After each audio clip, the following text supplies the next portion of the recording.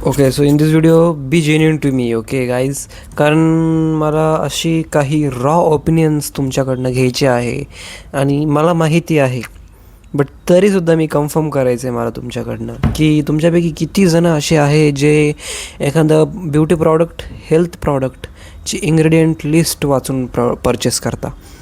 म्हणजे I am 99.9% sure की तुमच्यापैकी असं कोणीही नसेल जे हेल्थ किंवा ओव्हरऑल ब्युटी सप्लिमेंट्स प्रॉडक्ट्सची इन्ग्रेडियंट लिस्ट वाचून ते प्रॉडक्ट परचेस करतं.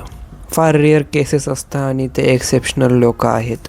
But majority of people, majority of लोक तुमच्यासारखे, माझ्यासारखे, आपण फक्त ते ब्रँड नेम ऐकून प्रॉडक्ट्स विकत घेतो.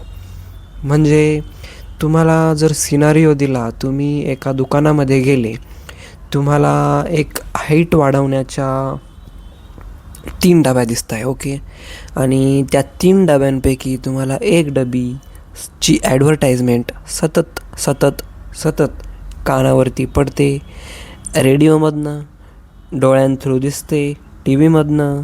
सो मल्टिपल माध्यमांथ्रू तुमच्या माइंडमध्ये त्या फर्स्ट नंबरच्या डबीची ॲडव्हर्टाईजमेंट सतत केल्यामुळे आय एम 99% शुअर की तुम्ही तीच ब्रँडची जी डबी आहे ती प्रेफर करशाल हाईट ग्रोथचं सप्लिमेंट परचेस करण्याआधी. आता हाईट ग्रोथचं सप्लिमेंट नावाची अशी काही गोष्ट राहत नाही इन रिॲलिटी. जरी तुम्हाला कोणी कितीही मॅन्युप्युलेट केलं, that is another point and I will absolutely make the video on that.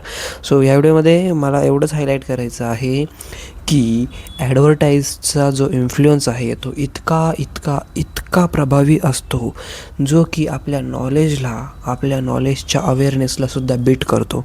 म्हणजे इवन दो कितीही नॉलेजेबल असा तुम्ही इन्ग्रेडियंट लिस्ट वाचायचा कंटाळा केला, इन्ग्रेडियंट समजून घेऊन ते तुमच्या हेल्थला ओके आहे की नाही हे जाणीव करून घ्यायचा कंटाळा केला, तर इझिली, म्हणजे अगदी क्षुल्लक सायकोलॉजिकल ट्रिक्सला बळी पडून तुम्ही त्या मार्केटिंगचे शिकार बनता आणि इव्हेंच्युअली त्या कंपनीला जे पाहिजे असतं तुमच्याकडनं तुम्ही ते करता. म्हणजेच तुम्ही ते प्रॉडक्ट परचेस करता आणि परचेस करता त्यांना अमीर बनवता आणि तुम्ही स्वतः तुमच्या हेल्थला गरीब बनवता. So this is the vast problem जो की आपल्या कॉमन डेली लाईफमध्ये आढळला जातो. आता लहानपणी माझे वडील मला कॉर्न व्हायटा नावाचं सप्लिमेंट आणून द्यायचे. त्यांना कॉर्न व्हायटा बऱ्यापैकी जणांना माहिती असेल व्हॉट्स कॉर्न व्हायटा I mean right now. So ते सप्लिमेंट्स इन्फ्लुएन्स होऊन पप्पांनी मला आणलं घरी आणि मी ते 2-3 डब्या अशा संपवल्या.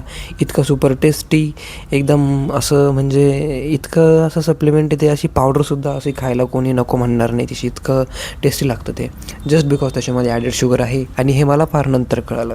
सो त्यावेळेस मला 2-3 त्या डबीच म्हणू शकतो, डब्या असतात, बरणी असते, त्या बर्नींमधील जे पावडर आहे ती 2दा-3दा संपवली मी. आणि नंतर 3ऱ्या-4थ्या वेळेस माझ्या घरचे, म्हणजे आजी आजोबांनी अवेअरनेस कुठून आला आय डोंट नो ते अवेअरनेस आला असेल की नाही, बट फेक याच्यामध्ये what ever it may be, but त्यांनी डिसिजन घेतला ती पावडर फेकून देण्याचा.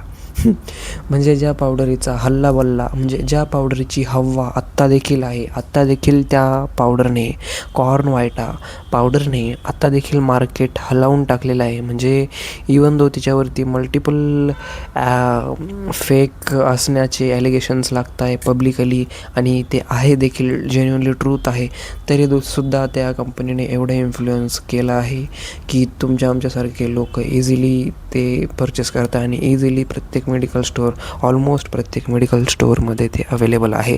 आणि हेल्दी राहण्याच्या भ्रमाने, हाईट ग्रोथ होण्याच्या भ्रमाने मी ते परचेस करतो आणि इट्स टोटली रॉंग. आणि जो कॉर्न व्हायटा आम्ही घेत होतो, तो कॉर्न व्हायटा आजीबाबांच्या अवेअरनेसमुळे मी एवढा कन्व्हिन्स केलं मला त्यांनी, हे चुकीचं आहे. आणि ॲट द एंड मी पण कन्व्हिन्स झालो की ते कॉर्न व्हायटा अगदी बकवास आहे. मी स्वतः जाऊन ते विहिरीमध्ये टाकून आलो, फुल भरलेला बॉक्स.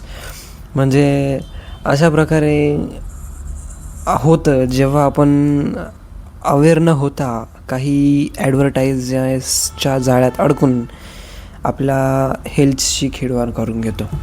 सो फ्रॉम नाव म्हणजे मी तुम्हाला इथून मागे सुद्धा जे काही सप्लिमेंट्स वगैरे दाखवले ना, ते सप्लिमेंट्स होते नॅचरडिंग कंपनीचे. आणि नॅचरडिंग कंपनीचं नाव घ्यायला मला बिलकुल हेजिटेशन नाही आहे, कारण त्या कंपनीचे जे प्रॉडक्ट्स आहे ते पूर्णपणे जेन्युन आहे.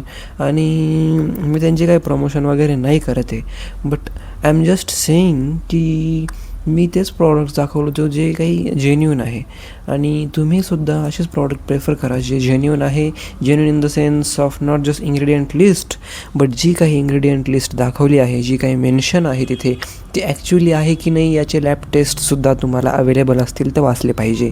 In this cases of fitness supplements ते तुमच्या ट्रस्टिफाईड चॅनलवरती इझिलीपणे तुम्हाला दिसून जातं की कोणतं सप्लिमेंट किती लॅब टेस्टच्या पॅरामीटर्सला मीट केलेलं आहे. सो त्यावरून तुम्हाला ओव्हरऑल अंदाज येऊन जातो की whether we have to purchase or not. कारण इन्ग्रेडियंट लिस्ट वाचून वाचून तुम्ही अगदी कन्फ्यूज देखील होऊ शकता की हे इतके टाकलं आहे, तितकं तितकं टाकलं आहे, ओके आहे का नाही, ओके आहे हे पण माहिती आहे, पण ते जे त्यांनी मेन्शन केलेलं आहे ट्रू आहे की नाही. कंपनी बऱ्याच वेळेस मॅनिप्युलेशनचे गेम खेळत असते आणि ते आकड्यांमध्ये छेडछाड करणं हे फार कॉमन गोष्ट आहे. So we have to also trust the channels like Trustified. This is genuine channel. I will also suggest you to watch if you have to buy any fitness related supplements. So yeah, this is what I wanted to say in this video. कारण आपण फक्त fake मार्केटिंगच्या जाळ्यामध्ये अडकून आपल्या पूर्ण फॅमिलीची health दाव पे लगा देते हम. आपण एकदम तलवारीच्या धारीवरती ठेवतो त्यांची हेल्थ. आणि हे आपल्याला नंतर रिअलाईज होतं जेव्हा आपल्याला हॉस्पिटल इमर्जन्सी सडनली अनुभवायला मिळते तेव्हा. आणि ते गोष्टी टाळण्यासाठी एक छोटी सवय आहे इन्ग्रेडियंट लिस्ट वाचण्याची. ती तुमच्या पर्सनॅलिटीला मल्टिपल वेजने बेनिफिट करेल. म्हणजे तुम्हाला नॉलेज पण मिळेल की कशा प्रकारचे इन्ग्रेडियंट असतात वगैरे. तुम्हाला ओव्हरऑल तुमच्या बॉडीच्या हेल्थची जाणीवसुद्धा मल्टिपल बेनिफिट्स आहे जे की तुम्हाला हेल्थ किंवा कोणत्याही प्रॉडक्टच्या मागील इन्ग्रेडियंट लिस्ट वाचल्यामुळे होईल. So yeah, this is one habit you can apply to your daily routine. जे काही तुम्हाला दिसतं आहे तुम्ही डेली बेसिसवरती वापरताय त्याचे जस्ट इन्ग्रेडियंट लिस्ट ओव्हरलुक करा आणि just try to understand what is it and how it can benefit or how it can non benefit your health. So that's it for this video.